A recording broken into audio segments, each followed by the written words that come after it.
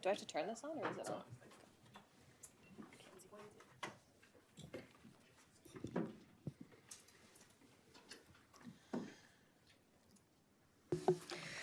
Good morning and welcome to the National Press Theatre. I just have a few important preventative measures to share before we begin.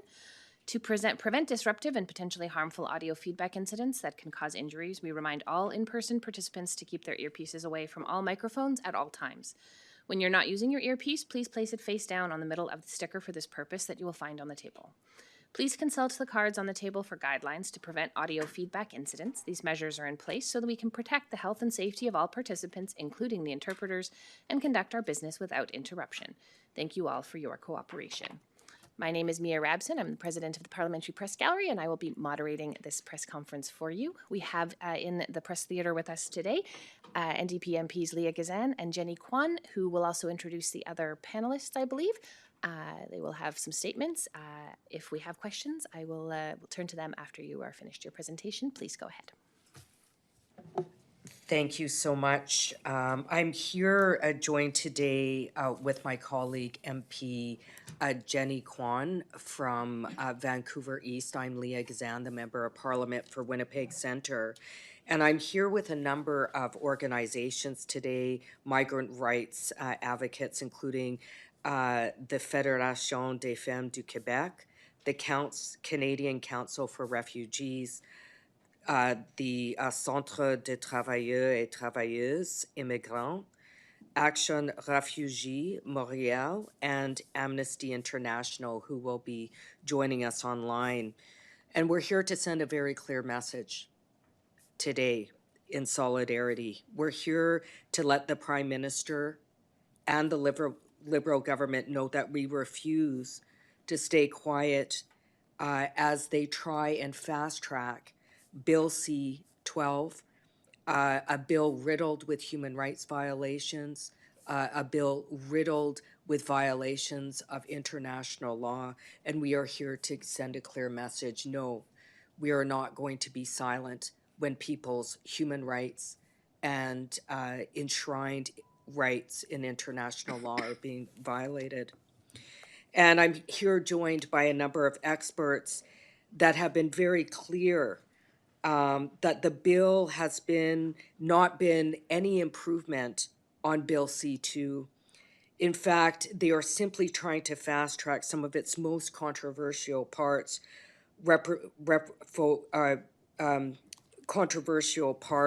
without answering the criticism of legal experts and individuals representing migrants, women, and the 2S LGBTQIA plus community.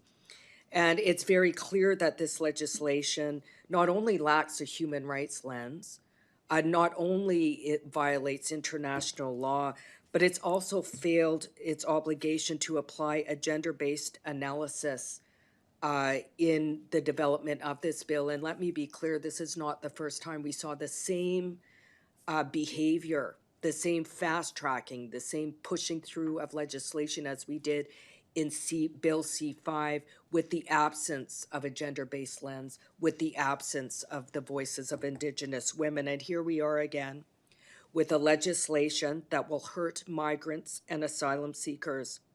It's putting us in the same xenophobic direction that's been promoted by Trump. But in this case, it's going to disproportionately harm women, children, and the 2S LGBTQIA plus community. Bill C-12 places greater restrictions on women and asylum seekers fleeing, for example, gender-based violence, and would in turn force many individuals to stay captive, remain captive in abusive relationships or unsafe working conditions as their immigration or refugee status is made more precarious, even though we know that some of the most exploited workers are migrant workers, specifically women. It would also jeopardize the 2S LGBTQIA plus community, refugees who, if sent back, are at risk of facing persecution or endangerment due to their sexuality and identity. And this is unacceptable. And it's unfortunate that the Liberals don't seem to care that human rights are not part of their agenda, that upholding international law, conventions we have signed on to, is not part of the agenda. And meanwhile, while the Liberals are violating these rights, the Bloc and Conservatives are all too happy to support them in that violation of human rights and international law. It's a very sad time. It's a very sad time as we watch Canada backslide on human rights. And it is a very sad time that the very criticism that we are seeing south of the border with Trump, that our current Prime Minister and the Liberal government are copying some of the most vile, authoritarian attacks on migrants and immigrants. So with that, I'm pleased to first introduce my good colleague, Jenny Kwan, who will provide additional remarks, Member of Parliament for Vancouver East. Thank you, Jenny. Well, thank you very much, Leah, and I'm pleased to join with everyone here to stand together and to say no to Bill C-12. Bill C-12 is a dangerous piece of legislation. It's a legislation that violates and attacks migrants and refugees, newcomers, members of the LGBTQ2+ community, all because they are seeking refuge here in Canada. The government brought about this bill ostensibly was to create safer borders, to answer to Trump. But in reality, the legislation has very little to do with safer borders in response to Trump. What it does is propel racist, discriminatory attitudes and to also embark on a process of stripping the rights and the values that so many Canadians stood behind in support of refugees and migrants. The Liberals and Conservatives were none too happy to support this bill. In fact, if anything, I think the Conservatives wanted it to go further, as we have seen at committee, whereby they move amendments,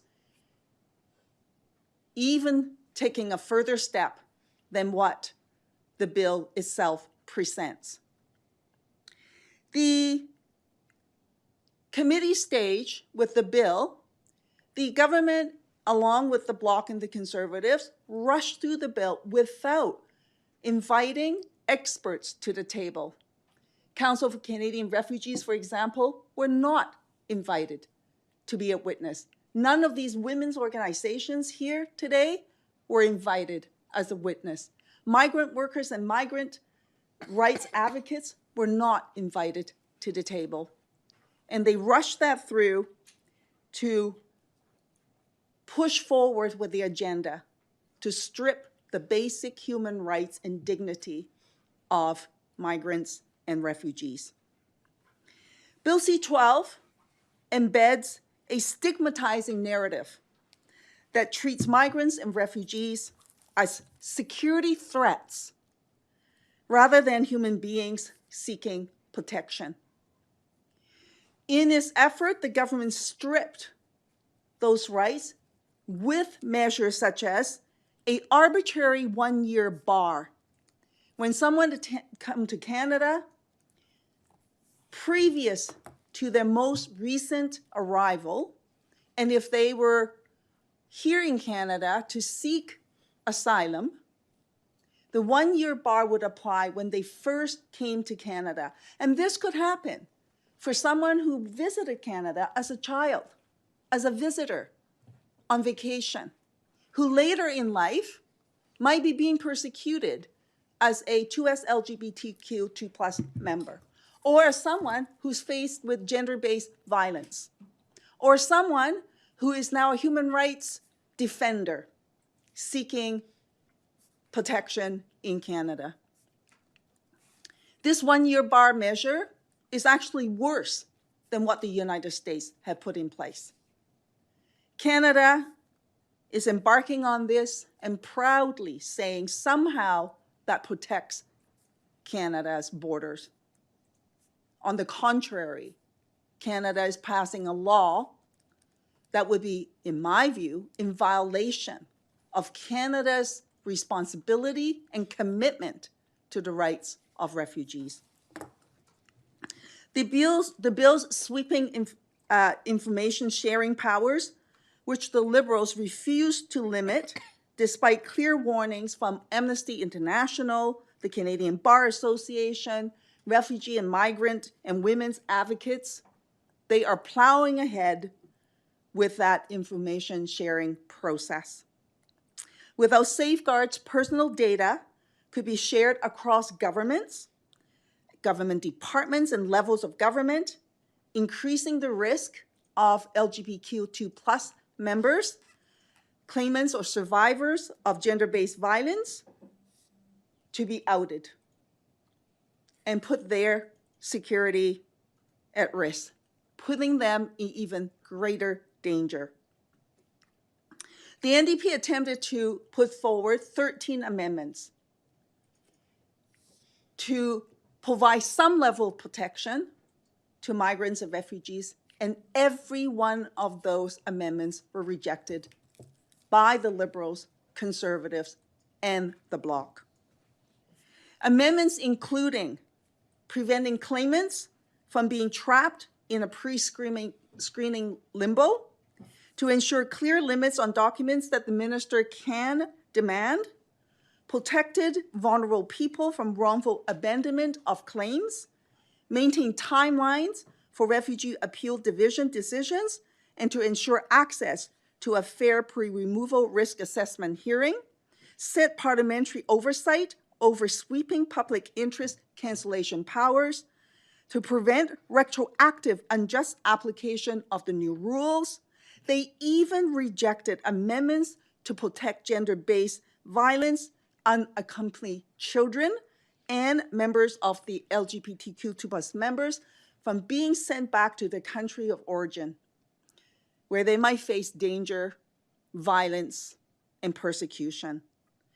Bill C-12 is being pushed through by the Liberals, Conservatives, and the Bloc, working hand in glove to move this through. Let me say this very clearly. Copying Trump and Trump-style policies is discriminatory, is dangerous, and fundamentally un-Canadian. Bill C-12 should be withdrawn. Thank you so much, Jenny. Now we will be joined online with Julia Sand from Amnesty International. Thank you, Julia. Thank you. I'm here today on behalf of Amnesty International to express our strong opposition to Bill C-12. There is a reason why so many people across the country, including many Amnesty International members and supporters, are speaking out against this bill. It is an attack on the values of fairness and dignity that we hold dear. This bill would put a lot of people at risk, including our friends and neighbors who are building their lives here in Canada. Bill C-12 would deny people a fair assessment of their refugee claim based on arbitrary criteria. When someone seeks safety in Canada, the only thing that matters is whether they have a well-founded fear of persecution.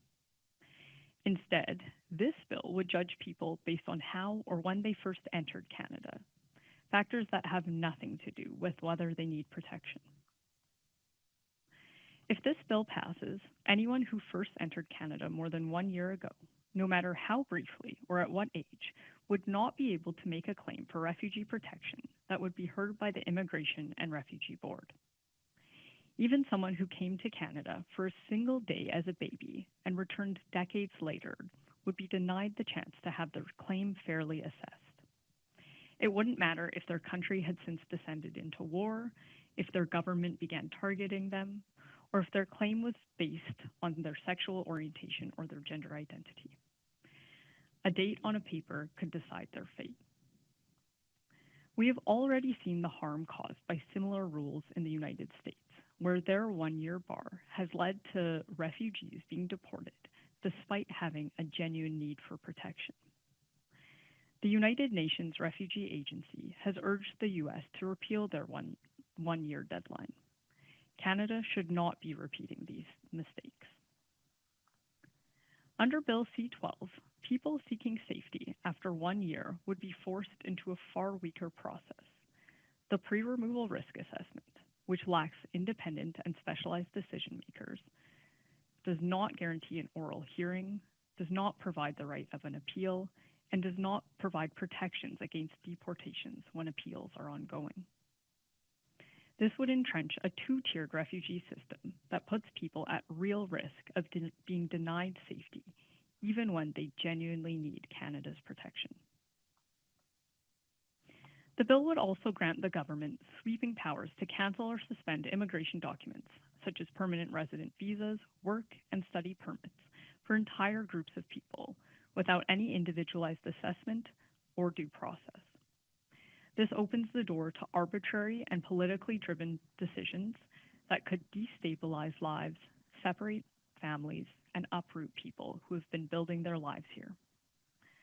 Across this country, whether we arrived 99 years ago or 99 days ago, we all want dignity, stability, and the ability to plan for the future. Bill C-12 undermines those shared goals. Amnesty International is deeply concerned that Bill C-12 could lead to violations of Canada's international legal obligations, including those regarding the right to seek safety through a fair and effective procedure, the right to not be deported to danger, and the prohibition on discrimination.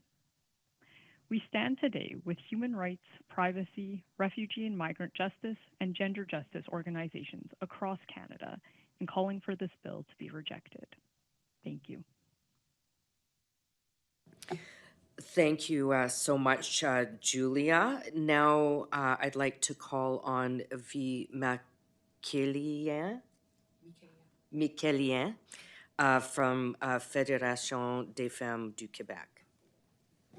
Yes, I will be speaking in French. Okay. Bonjour. Je prends la parole aujourd'hui au nom de la Fédération des femmes du Québec, un regroupement non partisan qui représente toutes les femmes, pas seulement celles qu'on voit, pas seulement celles qui dérangent peu, toutes. Nous sommes l'un des plus grands mouvements féministes au Québec et notre rôle est clair, défendre les droits, la dignité et la sécurité des femmes ici et ailleurs. Et aujourd'hui, ce rôle nous oblige à dire quelque chose de difficile, mais de nécessaire. Le projet de loi C-12 met des vies en danger. Nous faisons partie du Front commun contre C-12 aux côtés d'une vingtaine d'organisations. Et pourtant, aucune organisation de défense des droits des femmes n'a été consultée.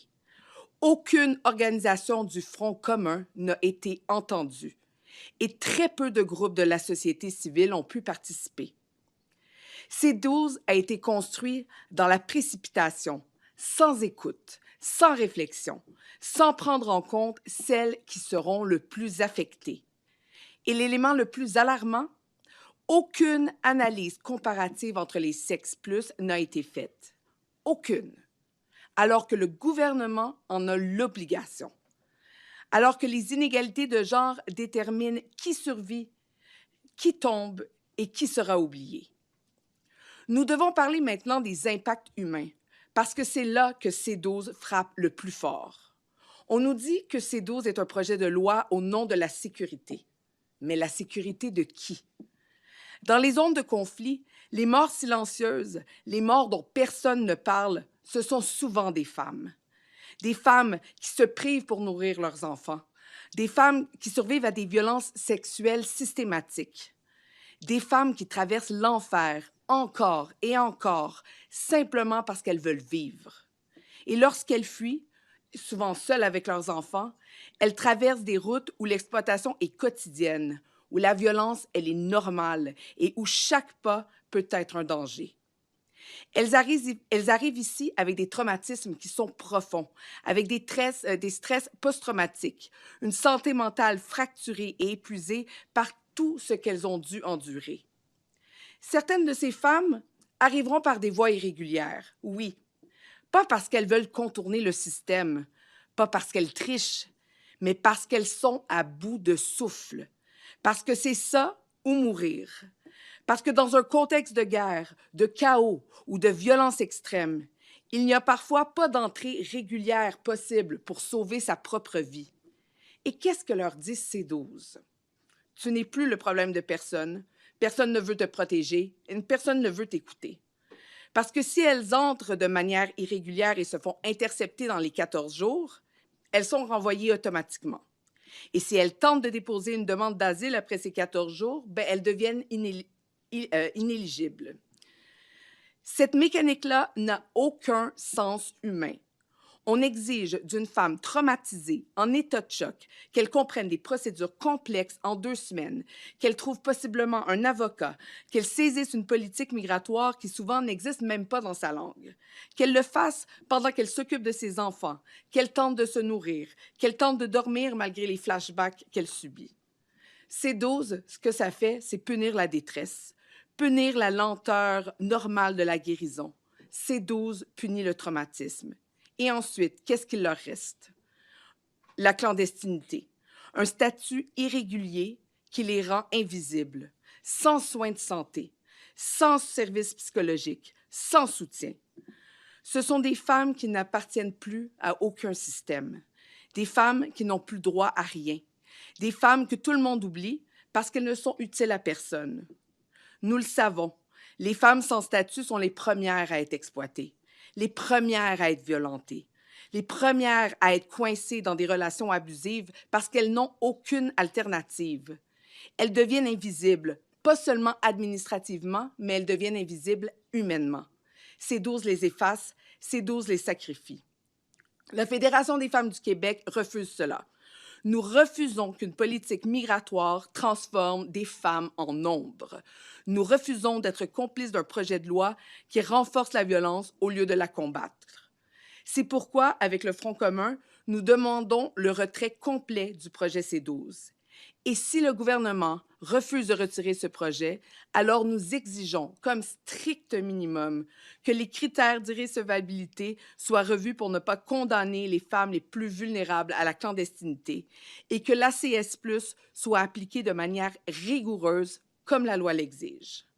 Parce que ce qu'on défend ici, ce ne sont pas des statistiques, ce sont des vies traumatisées, des vies épuisées, mais encore debout. Et nous avons le devoir de les protéger. Merci. Thank you so much. I now call on Polly Fontep from the Immigrant Workers Center. Thank you. Merci beaucoup. I'll speak in French. Okay. OK. Merci beaucoup. Donc, je suis membre du CTI, du Centre des travailleurs et travailleuses temporaires, et qui est militant aussi beaucoup en faveur des droits des réfugiés. Et moi-même, étant réfugiée, ayant subi plusieurs traumatismes et plusieurs abus par mon employeur, et des abus, des frustrations au niveau de l'emploi, des abus psychologiques qui n'ont pratiquement pas été pris en compte. J'ai dû couper dans ma solitude, dans ma souffrance, sans pouvoir être écoutée. Et de manière fortuite, j'ai croisé le chemin du CTI qui a pu m'aider à sortir de cette situation, sortir entre guillemets. Et aujourd'hui, on peut se trouver confronté à une loi, la loi C12, qui ne nous favorise pas parce que dans mon cas est un cas isolé parmi tant d'autres. Il y a plusieurs autres immigrants, et notamment des femmes, qui vivent ces mêmes abus, ces mêmes traumatismes, et qui ne savent pas à qui faire recours. Donc, cette loi arrive dans un moment vraiment critique et qui met tout le monde KO. qui hypothèquent des vies, qui hypothèquent des projets de vie, parce que l'immigration est comme un projet de vie. On quitte nos pays d'origine, on abandonne tous nos emplois, nos familles, pour venir contribuer à l'évolution du Canada. Parce que, par exemple, moi, je suis arrivée comme pendant la pandémie, où le système de santé était vraiment fragilisé. Et parmi moi, il y a plusieurs autres qui sont arrivés dans ce même cas pour prêter main forte pendant la pandémie et qui ont trouvé le Canada comme une terre propice pour pouvoir s'établir. Mais avec ces lois qui viennent aujourd'hui, on se demande, est-ce que ce projet est encore vivable? Est-ce que c'est vraiment un rêve de venir au Canada ou ça devient un cauchemar? Donc, et dans les personnes migrantes avec des statuts migratoires précaires perdent tout espoir de vivre, sont violentées, sont séquestrées parfois, vivent dans des relations avec des violences conjugales et ne peuvent pas s'exprimer. Toutefois, il y a certaines personnes qui peuvent parfois essayer de sortir de là, mais le projet de loi C12 ne leur permet pas vraiment d'avoir ces perspectives parce que ça bloque les autorisations de résidence permanente, ça bloque les autorisations de demande d'asile, ça bloque plusieurs choses et ça donne le droit au gouvernement de pouvoir aller même fouiller dans leur vie personnelle, ce qui n'est pas humain.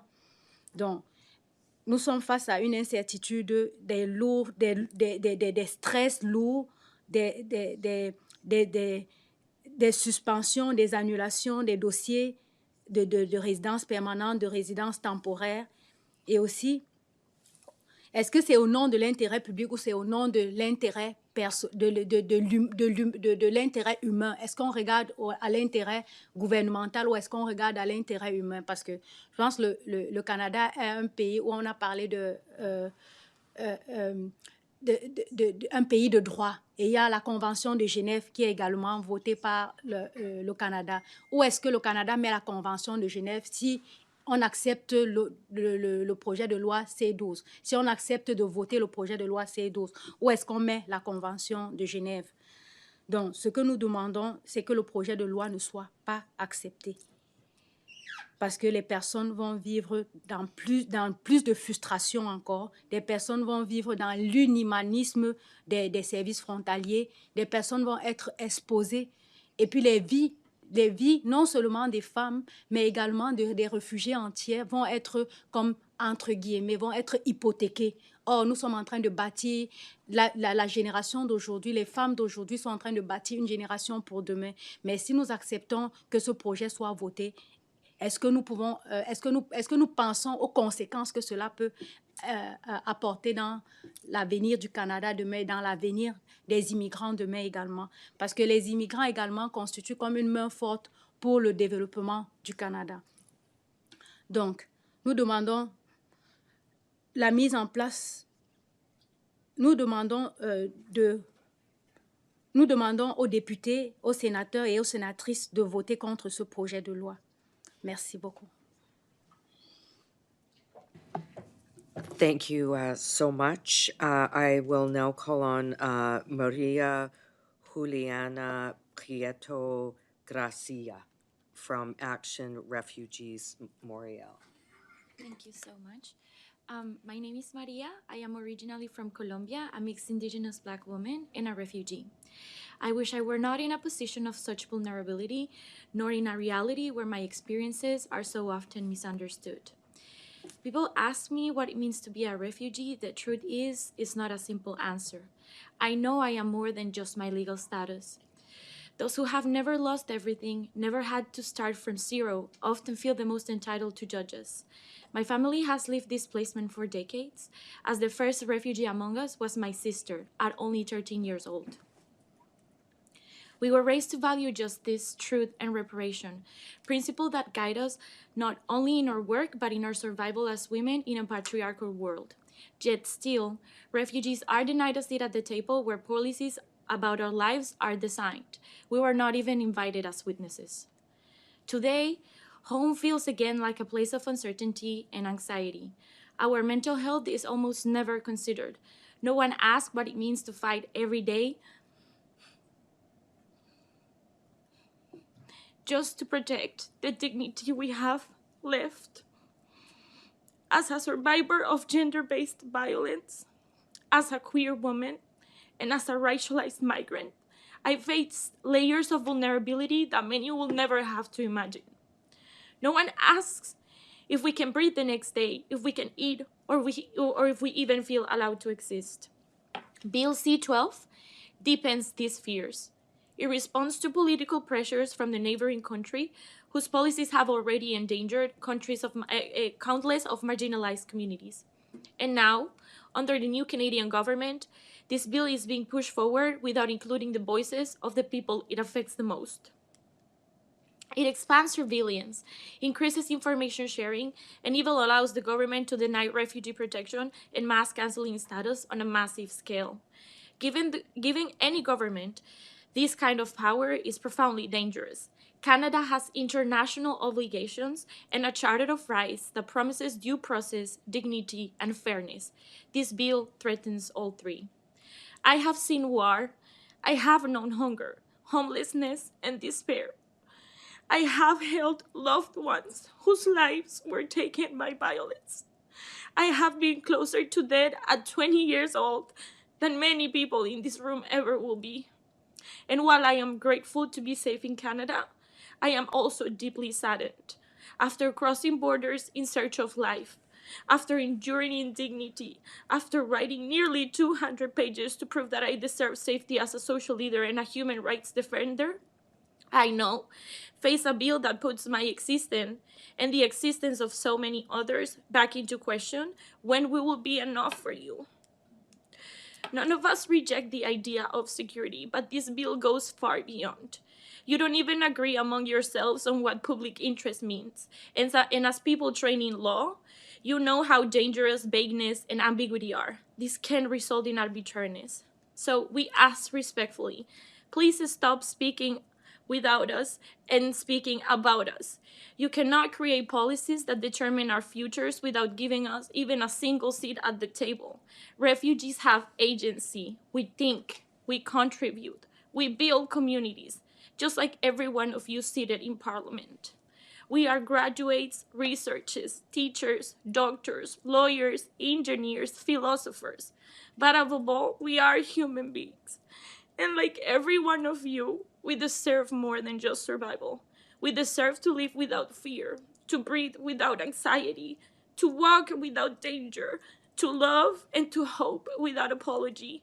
I hope when you go home tonight, you close your eyes and imagine what it feels to be haunted, silenced, and erased because of who you are, where you were born, or what you believe in. That is the reality of us live.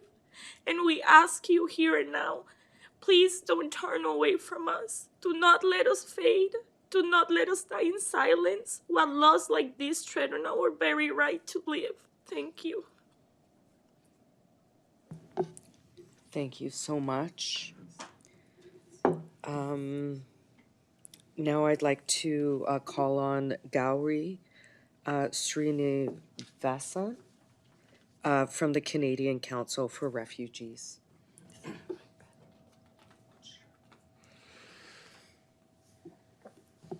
Good morning. It's hard not just to take a minute to listen to the profound truth we've just heard. The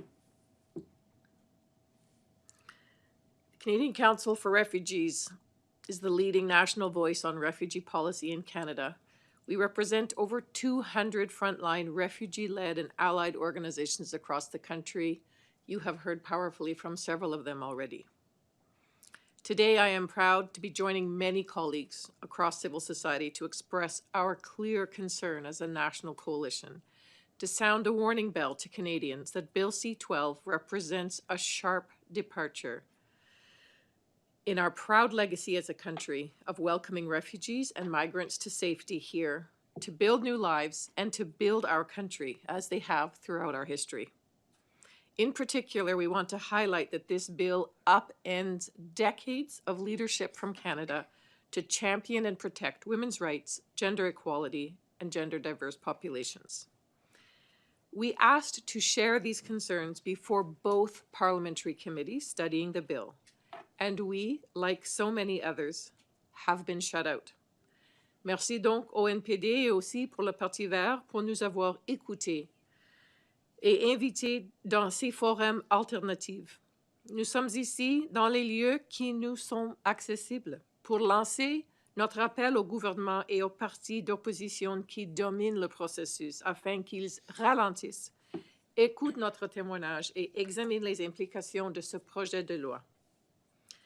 The bill claims to be about enhancing public safety and tightening the efficiency and integrity of the immigration system.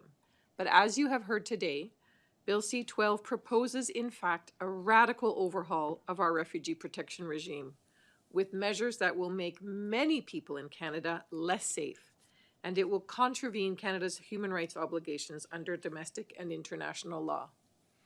It is not an overstatement to say that this bill would not survive a constitutional challenge as currently drafted.